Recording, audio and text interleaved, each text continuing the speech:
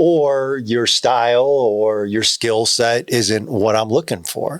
There's nothing wrong with that at all.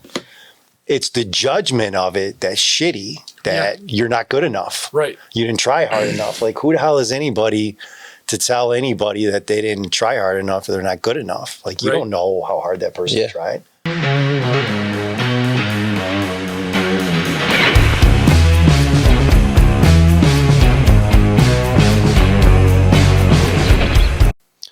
Welcome, everybody, to Lionz Den, episode 10.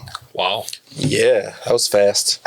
We're 10 in. So, yeah, it's pretty crazy. It did go real fast. We thank everybody for tuning in.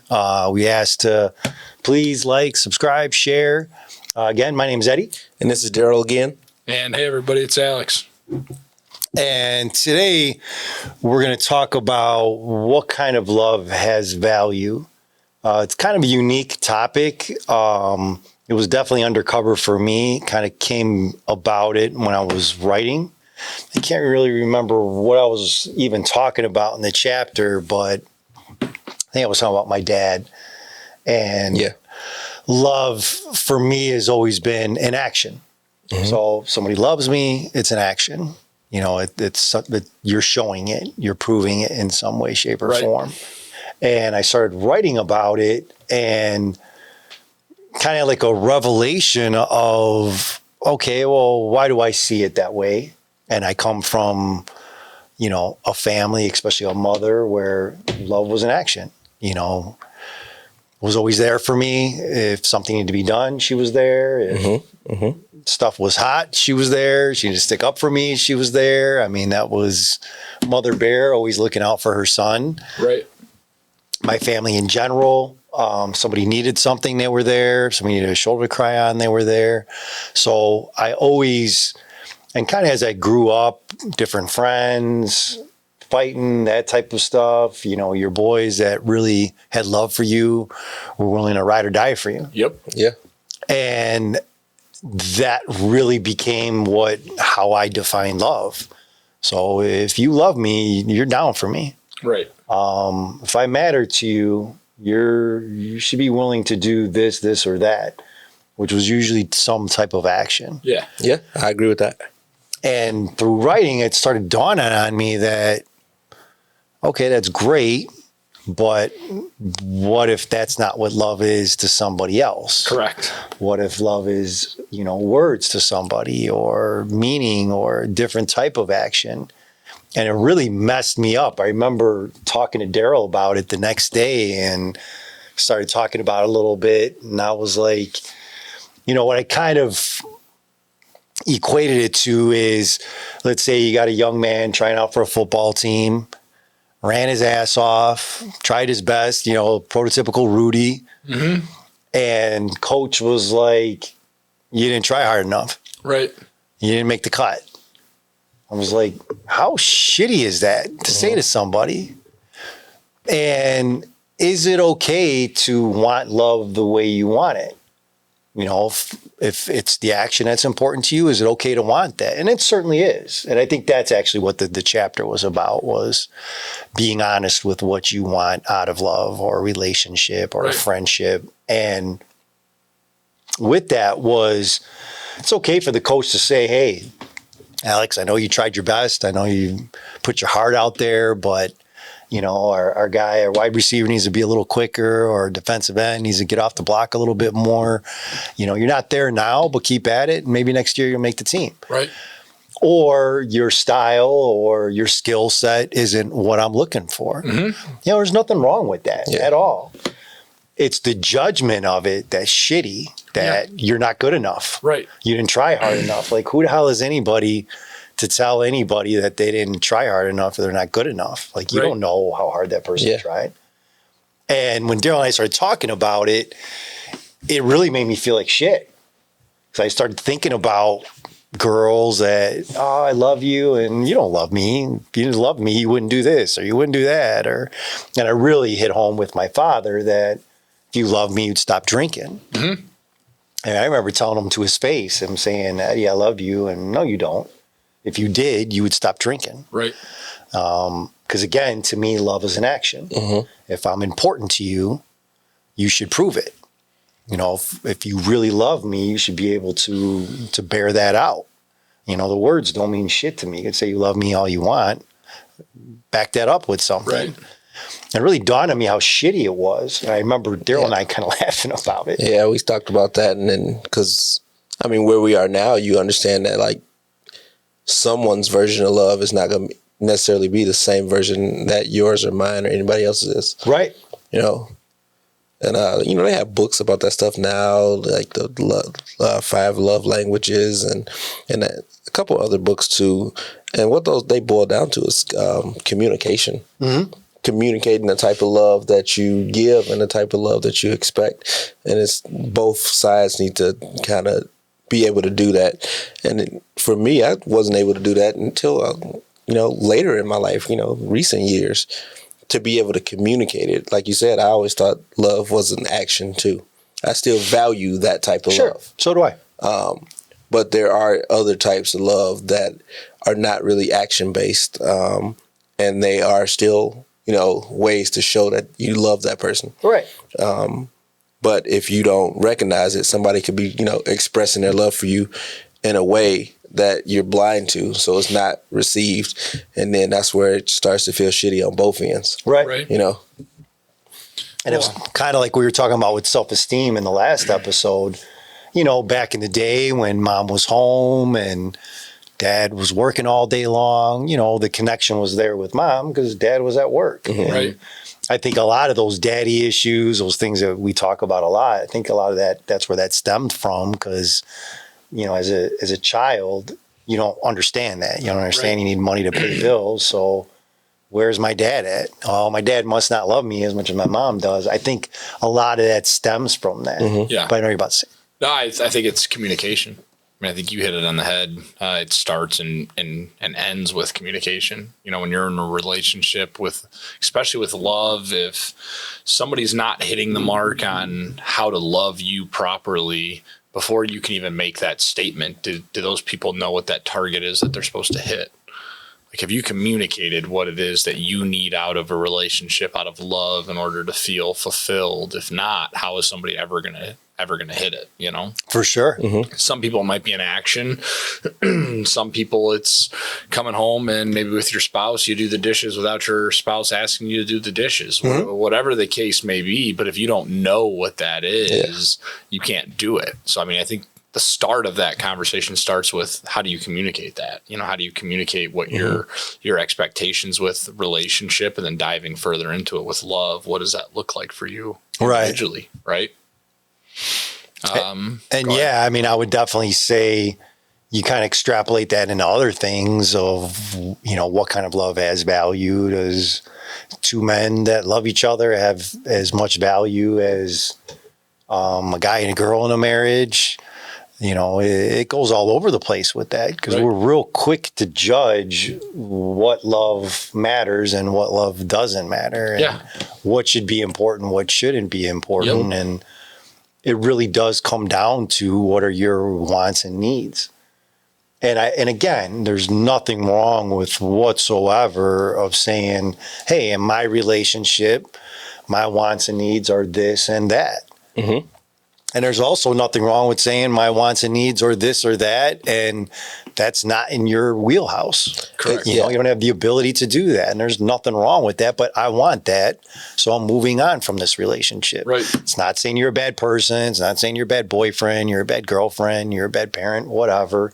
It's just saying I want more than that, or it's not more than that. I want something other than what you have to offer. Right. Yeah.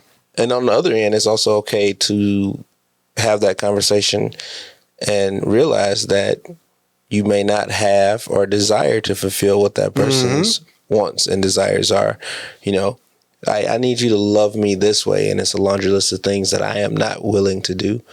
And for me, because I'm very realistic, I would just be like, yeah, that's, you know, not gonna work. Right. So but I've had this conversation with a friend of mine, and she was like, well, if you love the person, you would make that work. And I'm like, well, I don't know if that's I don't know, we kind of got into like a paradox of. Well, I think that's the danger of it. I think that's the real danger of it. Because her understanding is, sure. Well, no, if you love that person, you will accept the way that she wants to be loved or he wants to be loved, and try your best to fulfill it. And I'm like, maybe somebody would, but it's a conversation to be had first, and then you have to determine, do you want to try that out or not? Right. And so it's man, love is so complicated. Something you can dissect, repeatedly, and still not know anything. And I think the defining it is the real dangerous part. I think saying that, and I've said it, I'm guilty of it. Hey, if you love me, you should. I mean, I remember saying to my father repeatedly, said it in relationships. If you love me, you should be willing to do this, or that. Mm-hmm. And because they're not, well, then you don't really love me. And again, it didn't really dawn on me until writing that chapter of what a shitty thing to say to somebody. Like, it's just so shitty to say to somebody. Like, you don't really love me then. Like, yeah, it's kind of an where do you get off on saying that? It's a little bit. Like, I'm ashamed of myself that I've ever said that to somebody, because now in my mind, all I think of is that kid trying his ass off and just isn't what you want or what you need, and casting that judgment. You didn't really try. No, you don't really love me, because if you did, you would do this and that. And that person's like, I'm doing everything I possibly. I mean, I remember having those conversations with people that I'm doing everything I possibly can. What more do you want? Well, I want this, this, and that. And they're like, well, I can't do this, this, or that, because maybe that's not something that's important to them, or they weren't raised that things are that way, or the dynamic at home was much different, where their love was shown and expressed in a different way. I mean, I've been in homes where, I mean, my family's very hug, kiss, lovey-dovey. I kiss the men in my family. I mean, we've always been that way. And I've gone to homes where they don't kiss, period. And I remember thinking, like, oh, you guys are weird. Like, why do you not show any affection? My brother and I give each other fist bumps. That's something. I think we've hugged like maybe 3 times. And I also would say, it's different. And knowing that, that's very cultural. No doubt. Coming from an Italian family, I mean, any Italian I know, as long as I've been around, were hugs and kisses. Right. I know with a lot of black families, they're, especially old school, super affectionate. Super. If I go visit like family, I'm spending like an hour hugging people. And I'm not a touchy person, but I kind of like take the deep breaths and I go through it. Right. I can mentally prepare for a certain period of physical contact, and but yeah, no, my family hugs and kisses and conversation, especially if it's a holiday. It's everywhere, So for me to experience that in families that aren't like that, it's a little different to me. It's foreign. Like you guys just don't touch, or like even more so when people don't talk. I've been around families and they don't have, like, very sterile at the table. Yeah, everybody's just eating. Yeah, it's just forks and plate noises. Right. Yeah, and I mean, to that person, that's what they know. That's it's their not a knock to everyday that. existence, and there's nothing abnormal about it to them. I think that's the fine line, though. Right. So I mean, I think that's the fine line of defining what it is. Is it real, and is it enough? I think that's in the eye of the beholder, the person that's looking for it. I mean, I think in my experience with love, if it's something that, if my wife came to me and gave me something that, hey, I really need to see this, this, and this, because I love my wife, I'm going to explore that. I'm going to look at it and see, is this something that I'm comfortable doing? Is this something? And then you have to address it from there. There's some compromise. Yeah, absolutely. There's compromise. And I think it all comes back to communication. Are you communicating this is what you'd like to see? Are you doing the right thing and experiencing it? And if you're experiencing it and you don't like it, are you communicating it? And isn't that person on the flip side of it, like in this example, my wife, able to step back and say, well, I'm okay with compromising on this, this, and this because you tried it. It's like you said, it's an onion that there's layer after layer after layer. you know? And I think for me, the short answer to it is the communication. Mm-hmm. You know, it all starts with communication. Yeah, communication. For me, I've broken down, because I actually read the book, the 5 Love Languages, and then I gave it to somebody to read. I don't think they read it though, but it's a family member. But I found, with me just doing some research on myself and thinking back and doing some reading, that for me, love is discomfort. Okay. And not in a bad way, but love is discomfort. Like, because I love you, I will do things that I don't want to do, like go places. Like I hate compromise. Yeah, compromise. Yeah. I'll go to a social setting. No, and for sure. And I'll have a good time. But prior to going there and having a good time, I'm going to be like, I'm not going to be happy. Right. But I'm going because I love this person. It could have been my wife, my children, my mother, my grandmother, anybody. I'll go through something I don't want to go through because I love the person that's involved with it. Mm-hmm. And then I usually enjoy it. So that discomfort that comes with that, the love that I acknowledge, is often followed by pleasantries, a good memory. Yeah. You know, so I understand that, and I'm like, okay, it kind of, love pulls me out of my shell. Sure. You know, I think that's for everybody. The compromise and Definitely. the discomfort that I'm referring to. That's some of the, you know, the great parts of it. And to your point of the compromise, because I've gotten that too, that, well, if you really love me, you'll like this too. I'll try. You know, you should like the ballet because I like the ballet. Well, no, it's not for me, but because I love you, I'm going to go. Yeah. Right. And sometimes, to your point, you do something like that that's outside your comfort level, is outside of something you normally do, and you're like, this was great. I'm so happy I enjoy it. Right. I mean, I think that's the point of any kind of relationship with friends, and, you know, between two people, is, I think that, I mean, it's actually a really good point that love kind of makes you want to explore more and do more because you care about that person.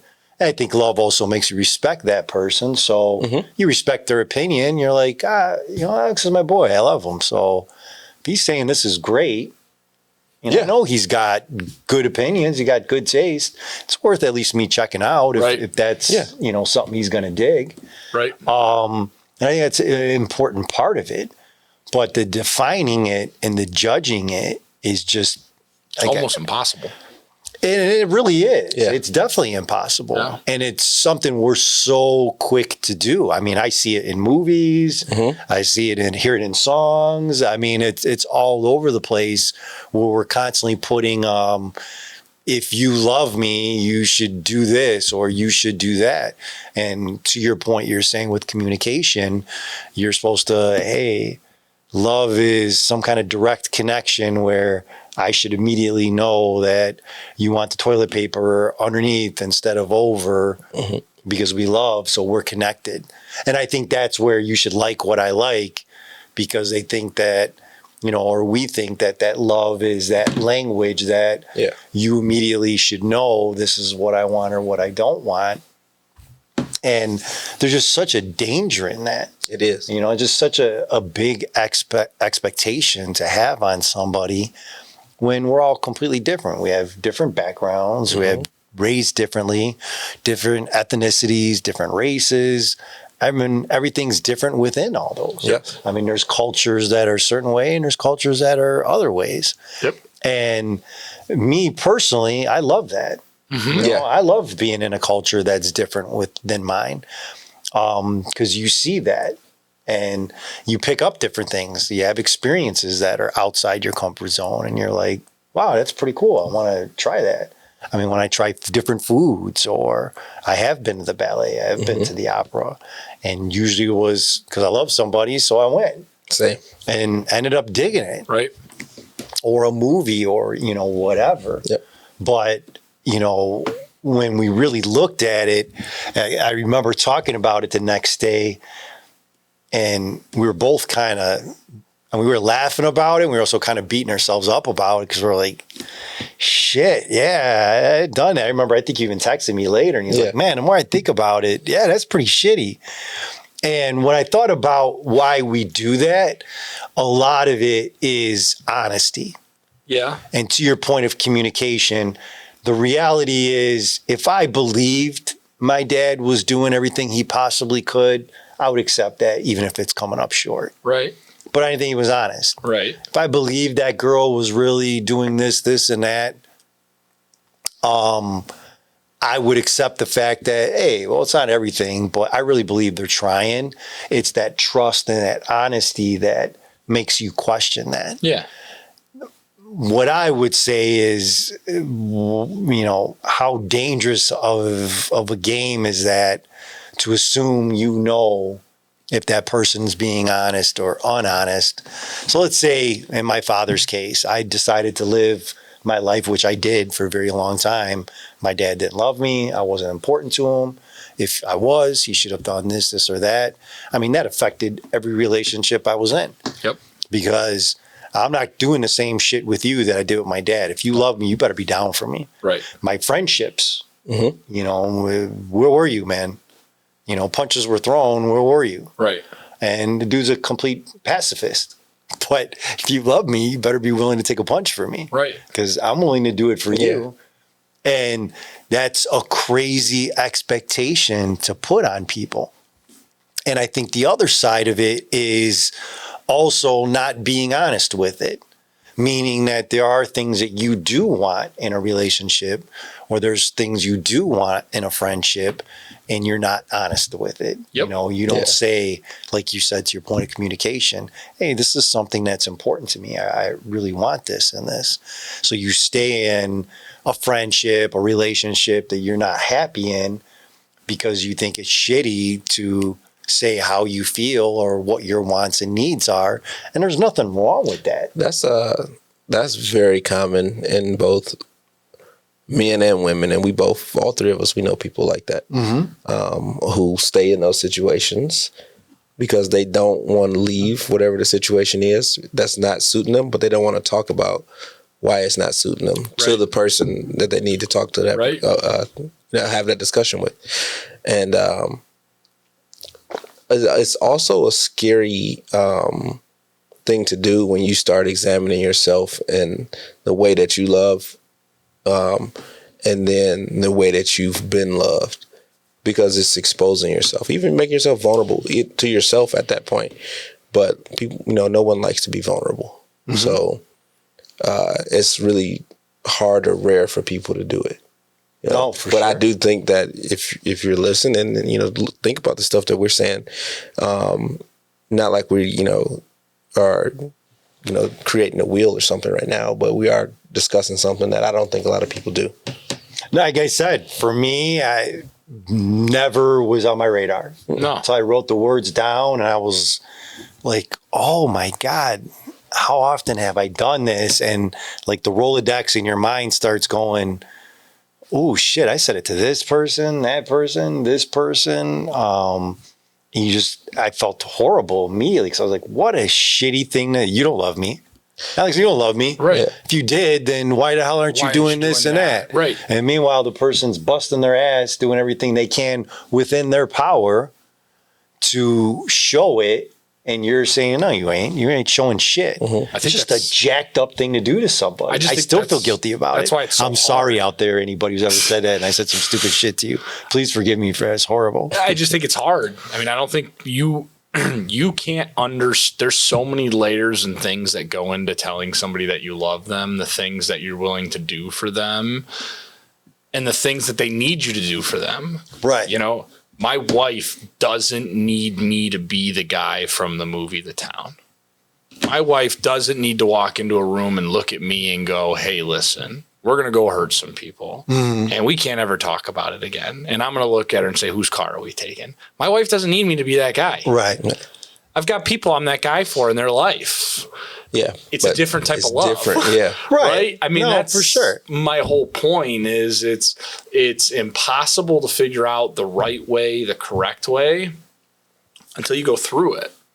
I mean, you went through that, and for you weren't telling somebody that they didn't love you because you truly believed that. It was because there was a lack of trust.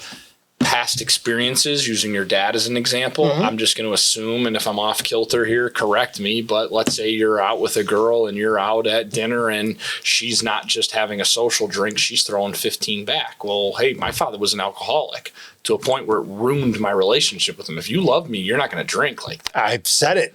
So, well, hold on a second. I do love you, but I love having a drink. Well, if you love me, you're going to quit drinking. That Verbatim. That wasn't a plot of you trying to tell this girl, you're drinking, you're going to hell. You had a traumatic experience For sure. alcohol. No, and absolutely. a person in your life that you wanted a relationship. And it wasn't, in my opinion, it was more the fact that the alcohol was a vessel that allowed to, in your mind at that time, to keep you and your father from having a relationship. Very justified. No doubt. Very unjustified and unfair to hold somebody else to a completely same standard. Understandable where it comes from. And I think that's what's so hard about love, is because how do you tell somebody that you may have a friend that is really, really close with you, and Daryl, you hit him up on the phone and, hey, we're going to go hurt some people. Daryl, it's not really how I roll, man. Can I talk to you about it? Is there something we can... Well, then you don't fucking love me. I told you I need your help with this, right? Yeah. Well, it's just a different type of person. And as we go through experiences as people, we learn through that each experience is different. You know, I mean, the way I'm going to love my wife is different than I'm going to love my friends. You know, the way I love the people I surround myself with. And I think it's that subconscious of knowing the difference between right and wrong, and using that to your best ability to navigate through that relationship. Well, I think the key with that is twofold. One is the communication, and the second is the honesty. So, I mean, that scenario you ran, I've had that conversation verbatim. You know, well, right. Pick it, because if you love me, I'm not going to be with you if you're drinking. Right. My old man was a drunk. I'm not dealing with that shit with somebody else. Make a choice. Yep. Because if you love me, it shouldn't be that important to you. Right. Do you love me or do you love the booze? Right. Which again is just a shitty thing to say to somebody. Right. Now I can say, with all integrity, I have every right to say it. Yep. Hey, I have bad history with that. I don't want that in my life. Yep. So if that's what you dig, there's nothing wrong with it. Knock your socks off. There's a million dudes out there that would love to have drinks with you. I'm not that guy, and I don't want it around me. Yeah. So if that's where you want to be at, we're just not the right fit. Yep. And there's nothing wrong with that. Absolutely not. The problem is that's not what I said. No. Yeah, I was about to say, being able to articulate that. That's not what I said at all. The difference, you know. Right. Yeah. You know, what I said was, well, if you love me, you won't do it. Well, and it's the delivery. I mean, we talked about that last episode. It's about how genuine it comes off. And this isn't picking on you. No, I don't. Like I said, it was my own revelation. It's with any relationship. If you give an ultimatum for a selfish gain in a relationship that doesn't prove love, that causes a need for an inward reflection to look at what is it that's actually bothering me. So it bothered you that whoever you were with was having a drink. It's not a testament to their love if they put the alcohol down. It's a testament to the love if they're able to step back and say, okay, so hold on, Eddy. So I want to be able to have a drink. So why is it that you think I don't love you? Because, and I think that's what it is, right? And I want to beat that example up to a dead horse. It's more the point of being in love is being open. So if you're saying something to me that doesn't make sense, if I love you enough to figure it out, to fight for it, there's going to come a point where I'm willing to fight. So Daryl, you and I have a friendship and you draw a line in the sand. And I know that that's worth fighting for, that I'm not okay with that, but being your friend is more important than that line in the sand. So then I'm going to take it as far as I possibly can till I feel like it's not worth it for me anymore. And maybe it's not worth it for you anymore.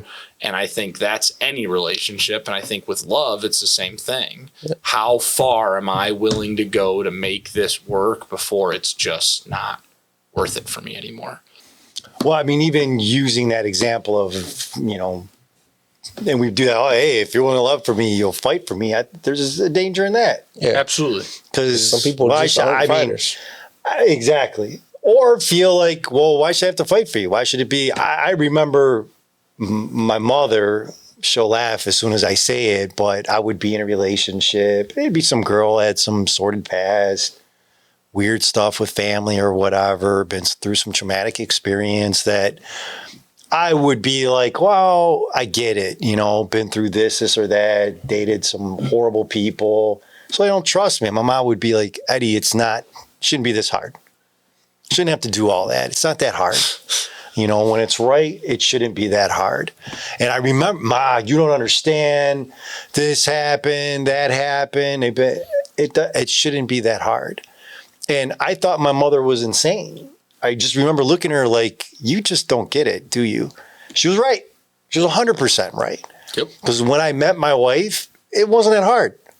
In fact, it took me a while to adjust to the fact that it was completely normal, that it didn't have to be that craziness. It's too easy. Threw you for a right. loop. Yeah, it was like no fighting. Yeah. Things were cool. We could have conversations. There wasn't constant bickering.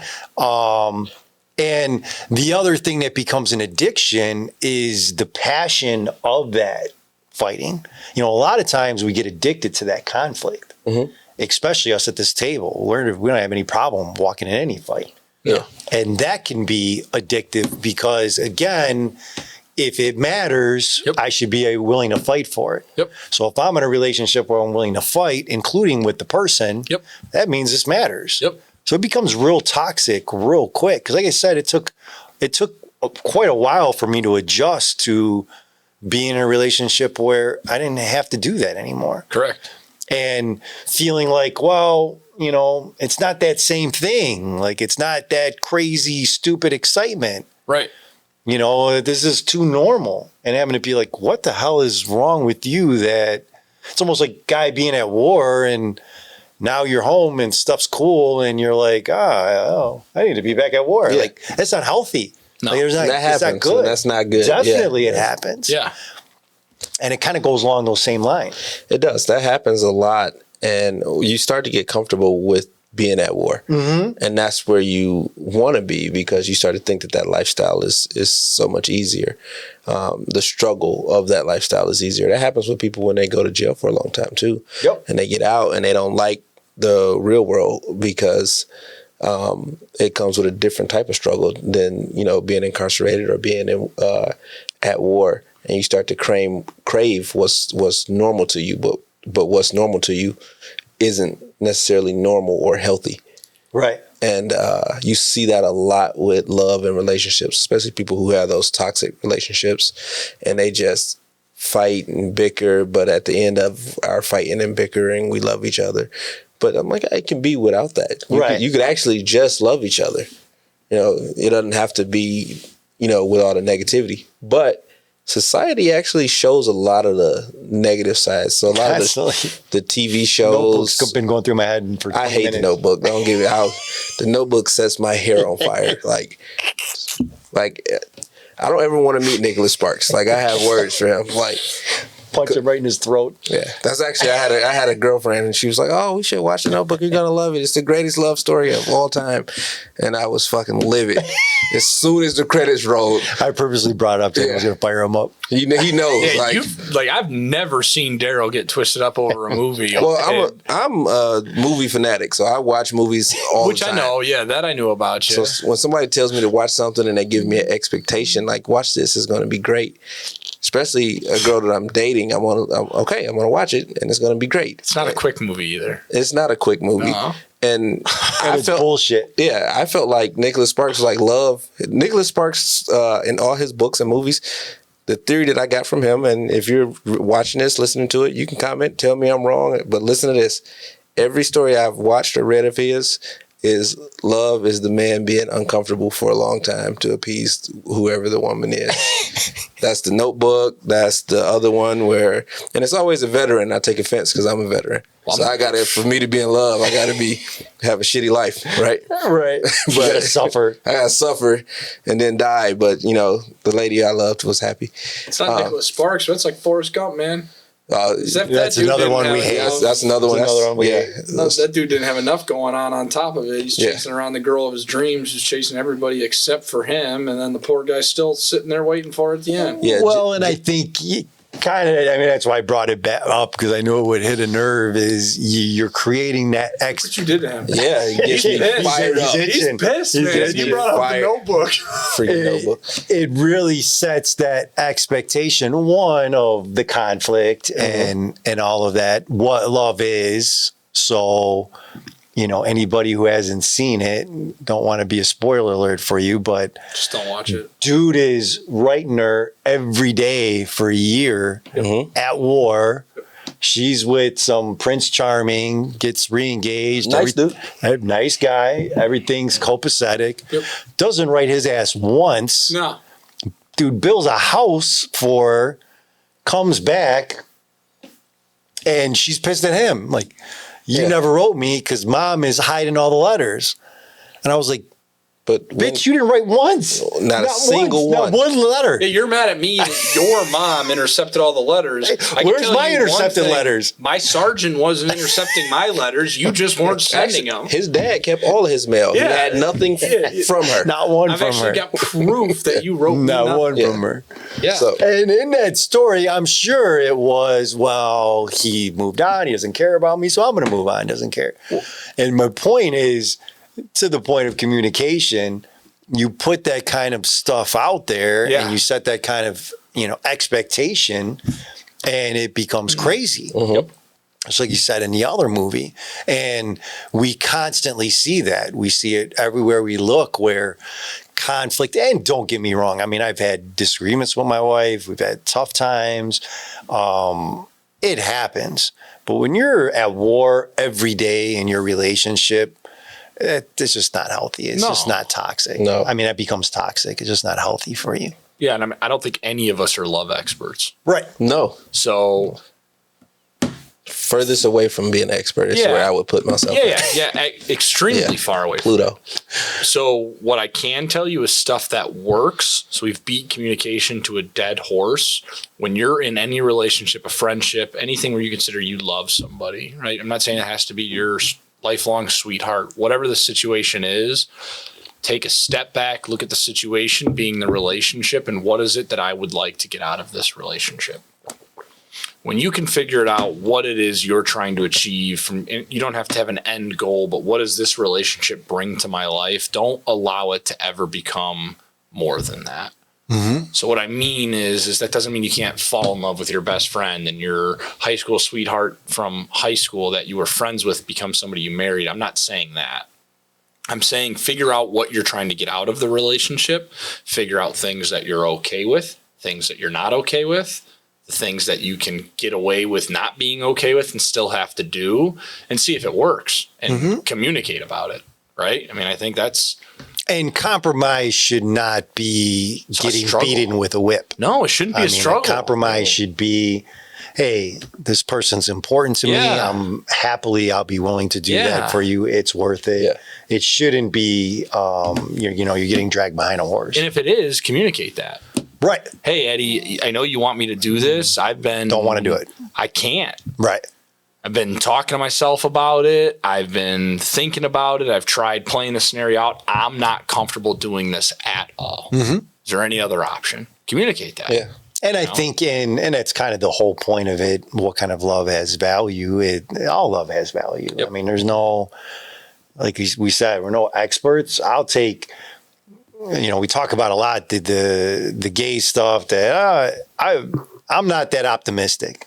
So whatever love is out there in the world, I'll take it. Yeah. I don't care if it's two girls, two guys, guy, girl, any combination of any, you love your dog, whatever. We need as much love in this world as we possibly can get. So I'm not here to judge anybody's love. No.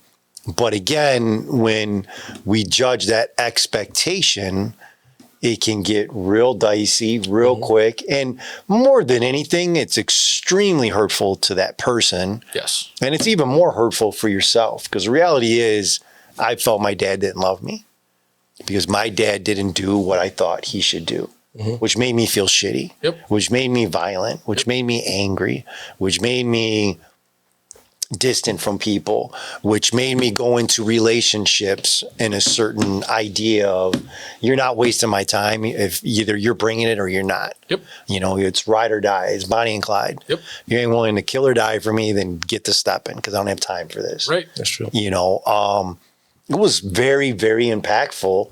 And the reality of it is it was all in my own mind. Yep. I created that. It's not my dad's fault. It was my fault. Yep. Yeah. And that happens a lot.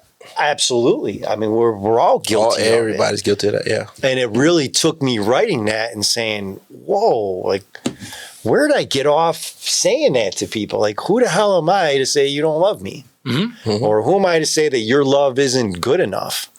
Or you're not trying hard enough, or, whatever. Now, again, I have every right to say, hey, you might be trying, you might love me, I'm looking for something different. Absolutely. This and this is important to me.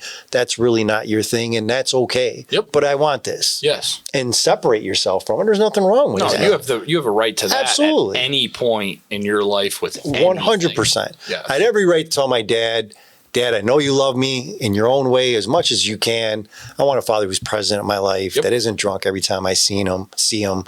I don't want to be around this anymore. God bless you. And there would have been nothing wrong with that. Yep. But that's not what I said. Right. What I said is, you don't love me. Yeah. You're an asshole. Right. And that's where you were then, Right. You've had obviously some growth from there. So it's good when you had that growth to kind of look back and understand. Like when you were writing, you came up with this. Like, man, I was really out of pocket with that. Who am I to say that?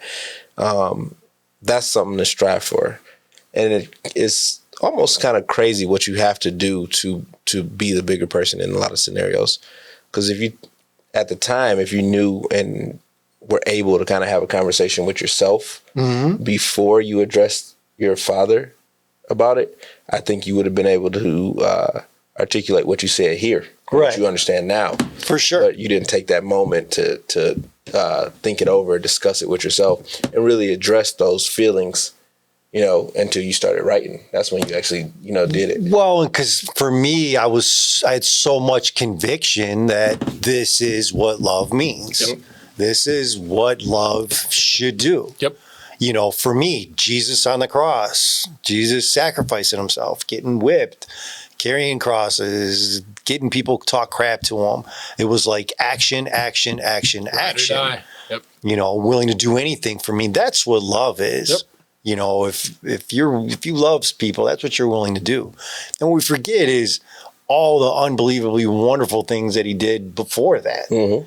Where he didn't have to do all that. Oh, you see that a lot too. Like and this is not a knock, but this is a topic that's heavy in my family, and you guys will probably relate to that too. Like, you don't hear about like how great somebody was or the things that they did until they're not here anymore. Mm-hmm. Now when we're at somebody's wake, or it's the anniversary of somebody that passed, we want to talk about how great they were. But what about when that person was here? Right. No, absolutely. Do you have to expire and pass before your greatness can be realized? For sure. It's like that that's like taking things for granted. Yep. The painter syndrome. That's how it is with artists and painters.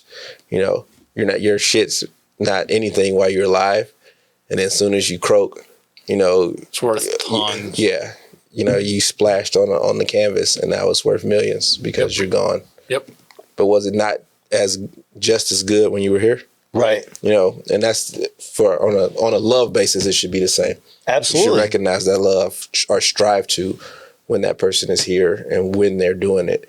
And but that takes a lot to be able to do that. Definitely. That's a perfect. And to be able to acknowledge that we're imperfect, we make mistakes. We do stupid shit, and to be able to forgive and understand that, hey, just because this person did this doesn't mean they don't love me. Doesn't mean I'm not important. Doesn't mean they don't care about me. There just something was going on in that moment. Yep. It could be a moment of weakness, could be insecurities at that time, all kinds of stuff. But we're real quick to judge that. We're real quick to, say that kind of shit to people or judge it when we see it. Yep. My wife watches, oh God, it's a horrible show. 90 Day Fiance? Yeah. Yeah. Every time I watch it, it makes my blood pressure go up. Yeah, I've never actually sat and watched it. And I can't stop watching It it. makes me feel better actually about myself. I've seen it like when I was at my sister's house. They watched it. And Well, and the one that she watches, it's on, but then there's commentators. I don't know who all these people are, but they all got something to say about what's going on with the relationship. Yeah. Commentators that They're all eating popcorn or on the professional couch. advice about the No, people it getting- definitely ain't professional. Oh. It's like everyday Joes that are watching it and, just ripping them to shreds. And obviously that's a highly volatile situation. It's always somebody moving to some foreign country, meeting family for the first time, being in a different country a lot of times for the first time, and a lot of stuff going on. But I'll hear that all the time. Oh, she doesn't really love him, or he doesn't really love her. He's just trying to get a visa or whatever. I was like, damn, that's like again, I just noticed that we're very, very quick as a society to put that on people. Yeah, absolutely. Just judge without any prior information. Right. So I said it last episode, and I think it sits really strong with this. Whatever you think your core driver is, for you in this instance, it was the drinking with your dad. When you get to that stone, that milestone that you thought that if I could just get to this point, turn it over and all my ailments will be gone. It's usually when you get to that point and flip it over and realize you still have those issues, that there's something else that's fighting it. I mean, for you, and I don't mean to keep using it as an example, it wasn't that somebody couldn't love you if they drank. It was there was such a bad tie-in to the relationship. No doubt about it. You felt like that was in the way. No doubt about led it. into stuff later on. Well, and I think because I never won that battle with my old man, it was a constant test. Exactly. So it was exactly where like, I was going. hey, if you love me, prove it. Yep.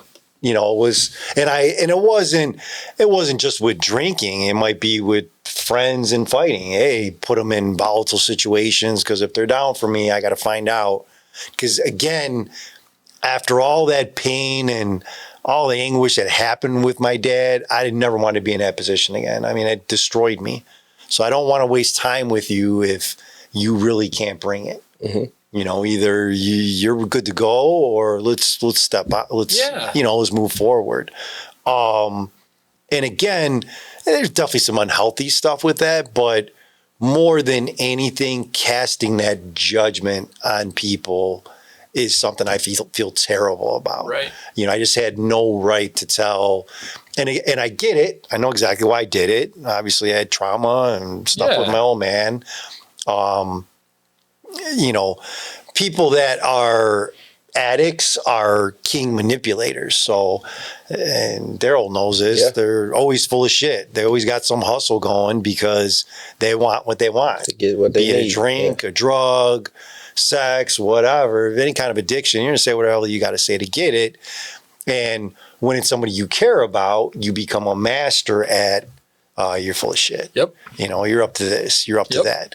The problem with that is that doesn't just turn off. No, it doesn't So solve then when it. you're meeting somebody else, it's always that. Oh yeah, you're dissecting everything they Right. say and do. Yeah. Are you full of shit? Or are you coming correct? And for me, what I learned now is the reality is I don't know if you're being truthful or not. What I do know is it doesn't matter. Yep. Because I want something different. That's how I am with conversations. I want something different. So I will completely take into account that you could be completely earnest, and that's great. Yep. But it's just not what I want. Right, which is It was fine. a great tryout. Yep. You tried your best. I don't discount that whatsoever. Somebody else, you're going to be the star of their team. Yep. It's just not for me. Yeah. And there's nothing wrong with that. And we on the other side have to be able to, because we kind of talk about self-esteem in the other one, instead of beating ourselves up and, oh my God, I wasn't good enough and I didn't do this, I didn't do that. Be like, hey, that's not for me either. Right. I want to be able to have a casual drink without this guy getting all over me because his old man was a drunk. There's nothing wrong with that. Yep. I remember having those conversations, but again, we're real quick to do that. But you're completely even now. So, I mean, I know this wasn't the point of the story. You were able to do that, though. You were able, because I've seen even the last 7 years, you wouldn't come and hang out and we wouldn't go smoke a cigar and me pour over a glass of bourbon over ice and drink in front of you without feeling whether you purposely made a comment or I could just tell the tension as soon as I started drinking. You're not like that anymore. You have that that ability now as you've moved past it, that I've seen at least over the last 7 years of us getting together, that it's not that there's not a stigma or a, how do I put this? So with you, is it being used as a crutch, or is it something that you're using because you're socially using it? Absolutely. So if we go out to some place and I order a beer, like when we went to Buffalo Wild Wings that one night after we all recorded, you know, if I go and I do this and I order a beer, it's not the end of the world. I'm just having a beer, because now you're putting the onus and the trust of the person, and understanding the character of who they are and what they do opposed to the action. I know Alex always having a beer because he probably has a taste to have a beer and a chicken wing. He's probably not doing it because he's going down the path of drinking. No, for sure. That takes time, though. Oh, absolutely. The only reason I touched into that is because when you're looking at love, it's like anything else. If anything, it's so much deeper, because you said at the beginning, Daryl, it's all so many layers that when you're looking at it with love, you have to be so much more open to what you may think might not be a reality is probably what is driving that person. So what you think they're doing for one reason probably isn't the case. Usually is, yeah. And if you love somebody, I guess my closing with it is how you show that you love them is you take the time, the energy, and the effort to figure that out. Right. To figure and like out you if said, you could be a part of that. Communicate that, be honest. These are my wants and needs. This is what I'm looking for. And It's the effort. there's nothing wrong with that. Absolutely. Yeah. Love is effort. Yep. Definitely. No doubt. Yeah. I mean, absolutely. It's an effort. Yeah. And there's nothing wrong with that either. No. You know, but it shouldn't be a chore. No. No, it shouldn't be. To that, it shouldn't be a chore, because we touched on a lot that there is some sacrifice to love, you know, some compromise. We use compromise a lot. And the thing is, I want people to understand that it doesn't always have to be compromise. There will be compromise. Sure. But love is not everyday compromise. No, definitely not. You know, every week, you know, there'll be some times where you need to compromise and do things. Definitely. You know, but it shouldn't be consistent, you know. Right. And love is growth too. I mean, love is is evolution. So sometimes two people aren't connecting at that particular time, and 2, 3, 4, 10 years later, they're right on line with each other. Yep. And you can love from a distance. I mean, there's plenty of people that I stepped away from that I have love for. I hope nothing but the best for them, but it just wasn't a positive situation for me. Right. And I know that I had nothing to offer it because of where it was at. Right. Because I do get to a point where I know what my wants and needs are, and if that ain't meshing, it's time to press on. Yeah, there's a healthy time to step aside. It was a great conversation. Like I said, I thought it'd be an interesting thing to kind of talk about. You know, again, what kind of love has value? It all has value. There's no unvaluable love. As long as it's genuine. Genuine and be honest. Yep. Thank you guys. Thank everybody for listening. Again, please like, share, subscribe. Keep your eye out for the Lionz Den shorts. Those will be hitting real quick. You know, and again, anything else that you want to see, feel free to ask any one of us. But thank you for tuning in. Yep. Thank you very much, guys.